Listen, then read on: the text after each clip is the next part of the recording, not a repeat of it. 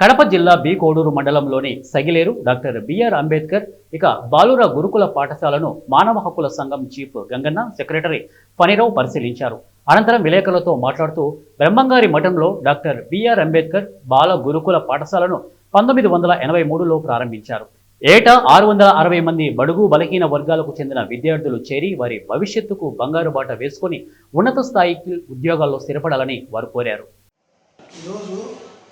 All India human rights scheme ఒక పత్రికలో వచ్చినటువంటి వార్తను బేస్ చేసుకొని మరి ఈ గురుకుల పాఠశాల ఎస్సీ గురుకుల పాఠశాల అంబేద్కర్ ఎస్సీ గురుకుల పాఠశాల దగ్గరికి సందర్శించడం జరిగింది. సైలేర్ దగ్గర ఉన్నటువంటిది.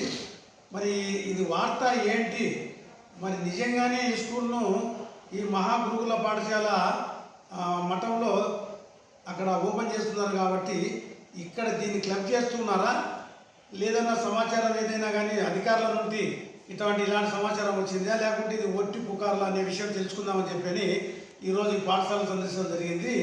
మరి ఈ విషయంలో మరి ప్రిన్సిపాల్ గారు అందుబాటులో లేరు, కౌన్సిలింగ్కి వెళ్ళారని తెలిసింది. మరి వైస్ ప్రిన్సిపాల్ గారు ఇక్కడ ఉన్నారు.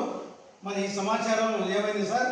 ఏమన్నా ఈ సమాచారం ప్రభుత్వం నుండి వచ్చిందా లేదా ఏ విధమైన సమాచారం మీ దగ్గర ఉండదో అది మాకు తెలియజేయవలసిందిగా మేము కోరుతున్నాం.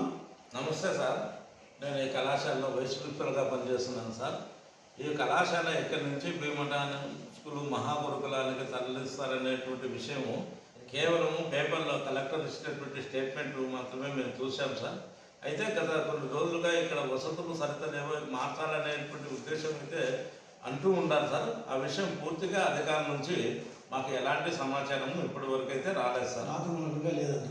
రాతమూలకంగా మాకు ఎలాంటి సమాచారం ఇంతవరకు రాలేదు సార్.